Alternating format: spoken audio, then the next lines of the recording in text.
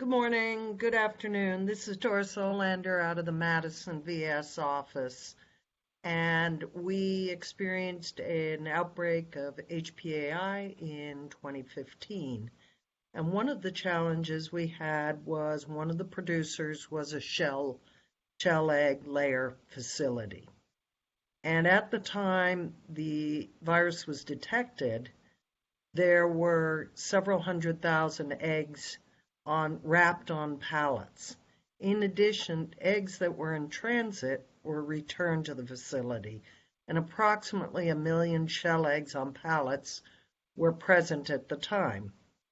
The gold team was here, and I was tasked with getting rid of these eggs.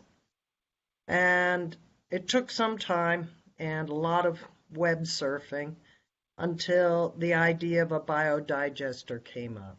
How it came up, I can't tell you. It was one of those things where someone from the IMT kept saying, Doris, have you come up with a way to get rid of the eggs? So eventually I did. So this is a little bit of not the story, but of why I chose these and what information I can pass on. So here we go. So what is the process that was used? So what I found was a biodigester, also called an anaerobic digester, which is a biologic process that decomposes materials. Now, the one in Milwaukee is a food and waste digester, and eggs are obviously food and waste. So that's where that came up. Now, this is called the Forest County Potawatomi Community Biodigester, and the Forest County Potawatomi community is one of the tribes in Wisconsin, and they've done an emphasis on environmental activities. So here's an overhead image of the digester when it is nearly built a number of years ago. So this digester is located in an ideal place for avian influenza. It's in an industrial area between interstates, and this location improves the biosecurity. Now, the Forest County Potawatomi have the following, and I won't read it, but the following message that they put out there. And this seems to be very integral to their approach to operating this unit. So, the anatomy of this site. In the bottom left is the unloading bay where tankers back up. There is some processing capabilities for larger foodstuffs that come out of grocery stores and things like that. So that's the unloading bay, back up into it. Then there's a feedstock tanks, and that is where things are mixed and balanced, and before it goes into the equilibration tank, which is the medium-sized one between the two large ones. These are the two digestion tanks where the actual digestion process takes place, and they are quite large. They're 1.3 million gallons each. Then the electrical and heat generation units. This facility does return electricity to the grid and also heats and provides electricity to a large gaming casino right next door. And this is an idea just to give you the scale of this when you're on the ground. In this picture that I took, it's massive and very, very large. So here's a detailed description of the process, but from start to finish, it's basically a breakdown of proteins, fats, and other materials into very small components. The next slide's easier. It takes carbohydrates, fats, breaks them into sugars, fatty acids, and amino acids, and then carbonic and alcohols and hydrogen. The point here is that whatever was there of the virus is been broken down by that time in a series of steps that eventually end up with methane, some vapor discharge, and a small amount of solid materials coming out of the system. So here's their description of their system, and I'll go into it a little more in detail, by sections.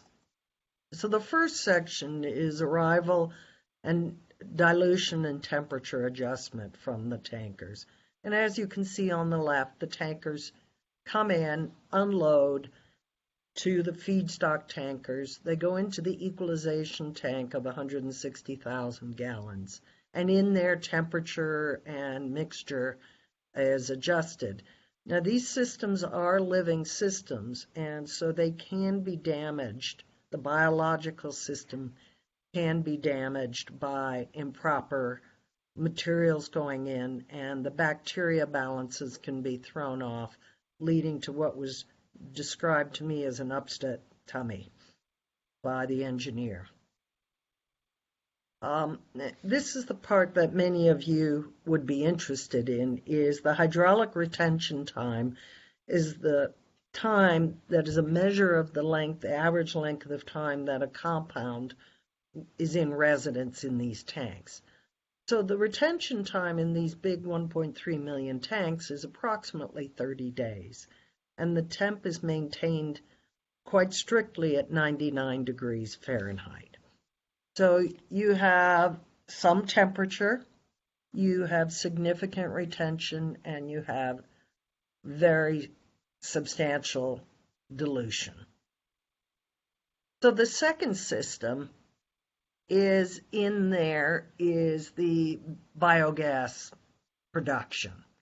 And there really doesn't need to be a lot of discussion, but the important points are some of the solid separation go back to the tank, and some solids come out, which I'll have a picture, and the water centrate goes to the sewer system and then to the wastewater treatment plant, noting that we took wastewater directly from infected premises to wastewater treatment plants as well.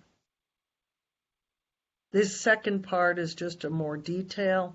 As you can see in the small picture on the right, the leftover solids in this case are dumped into 20 cubic yard, I think, roll-offs and wrapped in a burrito wrap and taken to landfill.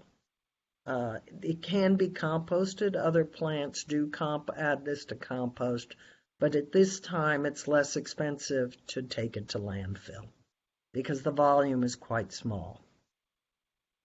And the last part is the electricity generation, and that's a fascinating area to see how modern it is. It has a big GE engine made for it, and then it is all transferred into energy to the power grid and heat.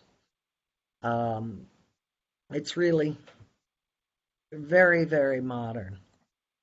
So the advantages of this, it's simple in the sense of what it does. It's not necessarily simple to build such a build, but the concept is simple. There's good transportation access. All of these facilities have heavy equipment coming into them, so they're suited to that type of location. The biosecurity of the tankers is good. They're clean. Other tankers aren't going to farms, so overall good biosecurity in the event.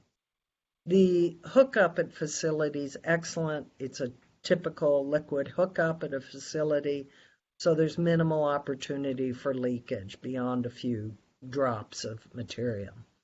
Fast offloading, biosecure offloading, and in this case, liquid aids are considered routine waste, and they generate useful byproducts.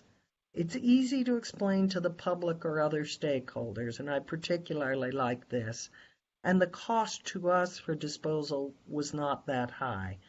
I do not remember the exact cost because the bill was sent elsewhere, but it struck me as low in comparison to all the other activities that were going on. It's one and done. I really like that.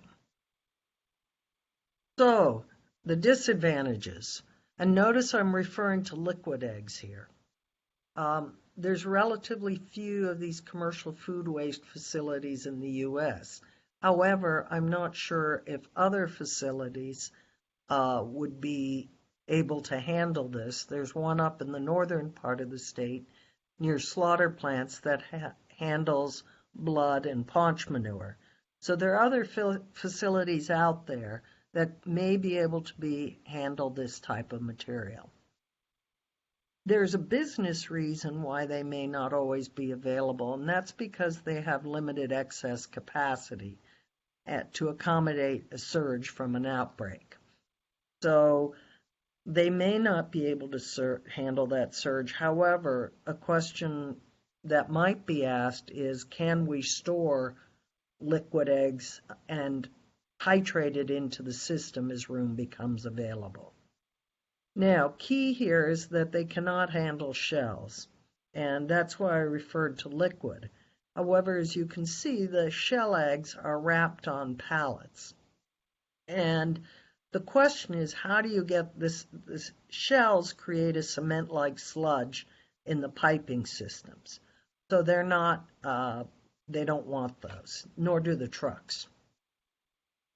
So basically what we did was a reverse egg toss and unwrapped those and heaved the cartons and crates of eggs into a sealed roll-off and let the shells settle. And this, for over 1 million eggs, took some time. And we codenamed it Operation Omelet, which, as it turns out, was a real operation in World War II for the freeing of Jersey or Guernsey. So that's all I have for you. As I said, it's pretty simple. Producers liked it. We used it on one of the daybreak farms here, and I believe quite a bit of liquid egg came in from Iowa as well. So that's it. But any questions? Thank you, Doris. If anybody has any questions, to unmute your microphone, please click the audio on button on the right-hand side of your screen or press *4, or you can also put your question into the chat. Hi, Doris. This is Lori Miller. Thank you so much for that talk. Very instructive, very complete. I really don't have any questions except when you say that there's limited of these plants, were you referring specifically to Wisconsin, or have you gained knowledge about their availability in other states as well? I did look at the American Biogas Council website, and I'm having a hard time figuring it out. I believe that the state natural resources agencies would need to permit facilities, and someone who's on the line can address that, but that they can be permitted and may even be classified as solid waste facilities. If there's a state environmental person on, they may be able to answer me. So I have not researched other states. There's also the manure digesters. I don't know what they can handle and can't. I suspect they can't handle egg material. Thanks. Well, just an observation, the process you describe is very similar to secondary wastewater treatment. Like it's typically done with, the sewage that comes out of people's homes. So it may be permitted as a wastewater plant as well. I don't know. It may be both because of the discharge. So fascinating. Yeah. Other questions? I can't hear you.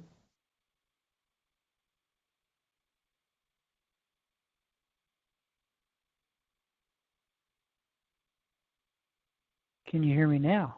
I can indeed. So this is Tom Ray in Raleigh. What precautions were taken biosecurity-wise moving product from the facility, the hatchery, to the digester? How were the eggs, the liquid eggs, the roll-offs, whatever, how are they protected?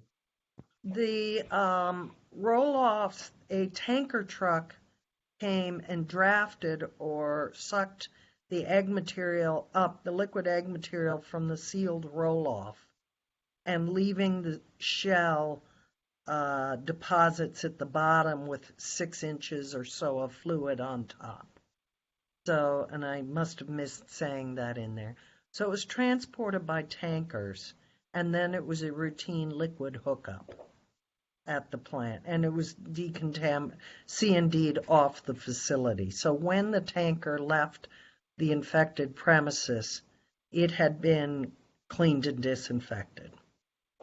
And I believe that the tank... Do they treat the tankers sort of like the Secure Milk Supply treats those milk trucks, milk tankers? They're not milk tankers. They're industrial tankers. No, did they do the C&D and all that similarly to how milk tankers are supposed to be done in the Secure Milk Supply projects? I don't know the answer to that. The transporting of the eggs from the Wisconsin facility was done by a company that cleans tankers from the oil fields.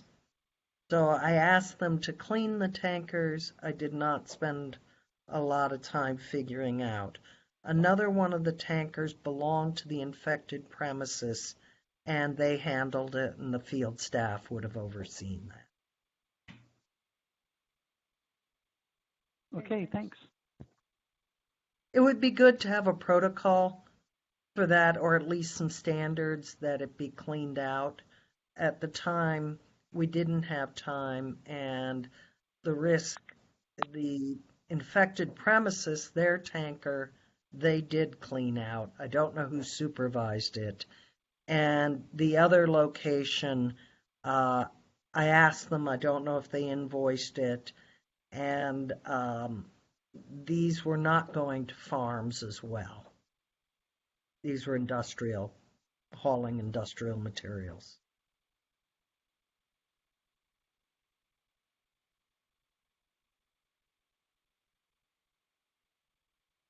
I guess that's why I was asking about, the protocols, and if you had by any chance looked at the protocols they had from that Secure Food Supply project.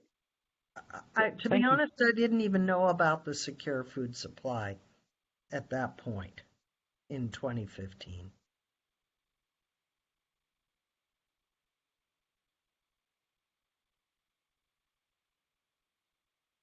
Tom, this is Lori Miller. Maybe a little bit of extra info for you is as the outbreak expanded in 2015, we relied more and more on additional personnel from contractors. And so those contractors were people who do hazmat cleanups, like Doris mentioned, oil spills, type of things. And so they have, standard protocols for removing chemical hazardous substances from surfaces. So they looked at our protocols, which require, cleaning the visible material off a surface, rinsing it, adding a disinfectant, giving it its contact time, and then if necessary, rinsing again. So they would have incorporated that cleaning and disinfection type protocol to what they normally do, if that helps at all. And that would be a matter of routine, because you don't necessarily want oil going in or oil residue going in with eggs for handling and processing, because that is treated very differently. And the company does a lot of unusual, their specialty is somewhat like Veolia, but they're not a Veolia company.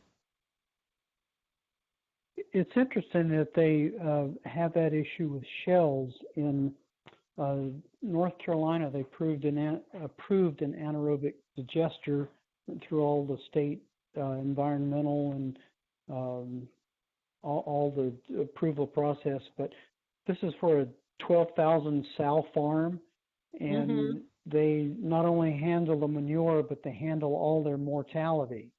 Not only dead sows, but piglets and placentas and so on and so on. And there are certainly bones in there that you would think would be at least as hard to break down, if not more so than eggshells. But it's a pretty massive operation, generates the electricity.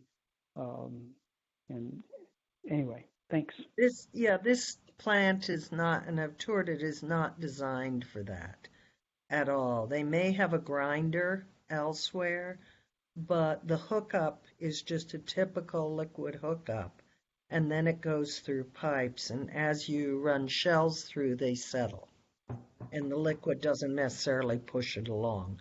So they did not want in their piping system on their tankers or in the digester the shells. This is Lori again. I think that that's exactly right, that it was the way the plant was designed. It might be interesting to get someone to give us a webinar on the larger type operation where they are able to handle, manure and mortalities. Tom, could I maybe get in touch with you offline and get a contact, maybe somebody who might be able to do a webinar on that for this call in the future? Sure, I'll look into that. Or you could contact the state vet's office in North Carolina. Yep. I was with them at the time of that permitting and the demonstrations and all that kind of stuff. What year was that? This would have been, I think, in 2014, 13 or 14. Okay, so Mike Mays, would he have been involved with that? No, actually, I did it. Oh, okay. but Mike, well, so maybe you should give the webinar. Well, okay. So I've been separated in time enough that Mike Nault would probably be the one that would be keeping up with their with the process. But Perfect. I think folks would find it really interesting. If you can't get it anywhere else, come back. I took tons of pictures when it was setting up, and they did 2 demos and an open house and all this stuff. So if they can't help you out, let me know, and I'll see what I can't put together for you. Okay, great. I will go ahead and reach out to Mike and let you know how that turns out. Thank you. Sure. These systems would also be able to handle milk. And so the how much is always open to question, but the Dutch in their outbreaks, foot and mouth, I don't know about classical swine fever, late 90s, they did store materials to handle surge. They got warehouses and froze materials and then titrated essentially them back into the system, in this case rendering, as it opened up.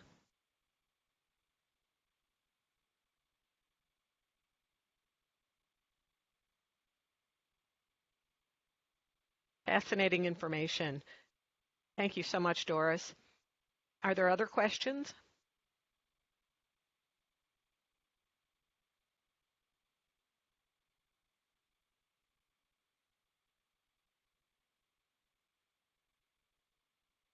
Thank you, everybody. Thanks, Doris.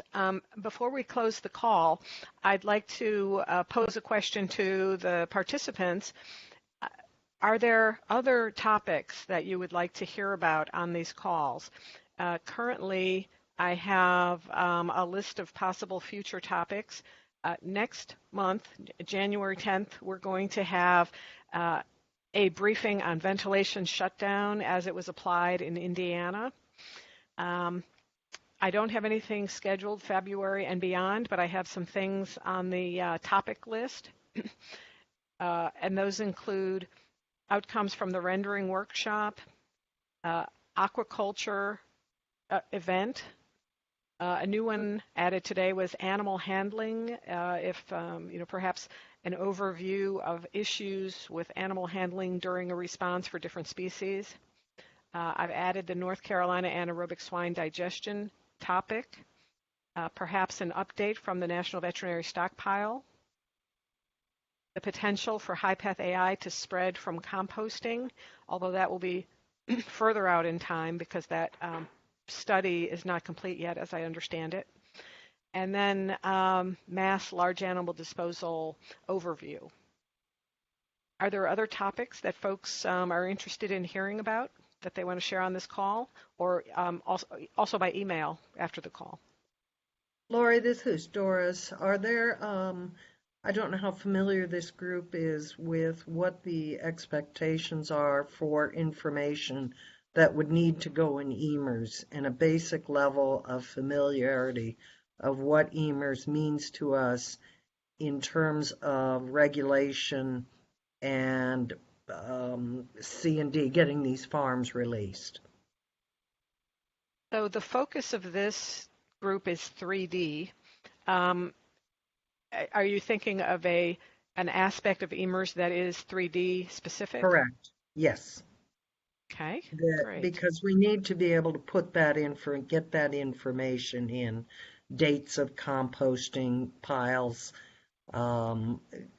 disinfection of barns, which ones are done. All that information needs to go into EMERS because we're not doing this on paper anymore. And that's the record, the legal record. And just do an you have understanding. Do you have an idea of who might be a good person to give that talk? No, not off the top of my head. Okay. Of course, Fred Bourgeois is Dr. Emers, but I think, what we need is somebody to talk about who in the incident management team would be entering that data. Shelley Phillips. Yeah, that's Shelley a good Phillips idea. would be really good because That's a good idea. she would show you how the data is used to take actions. So the stuff that comes in, sorry, from the 3D group and how it's processed in EMERS will affect the decision making on release of premises. Shelley is really good. Yeah, Perfect. I I agree. got that. Thank you.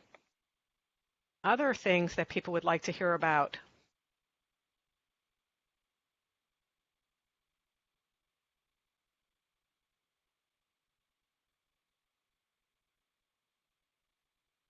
Well, great. This has been a short call, but very informative. So I want to thank you, Doris, for a great job. And please mark your calendars for January 10th for the ventilation shutdown briefing. That should be extremely interesting as well. And I'm wishing you all great holidays until January 10th. Thank you, That Lori. concludes. Thank you. Bye-bye.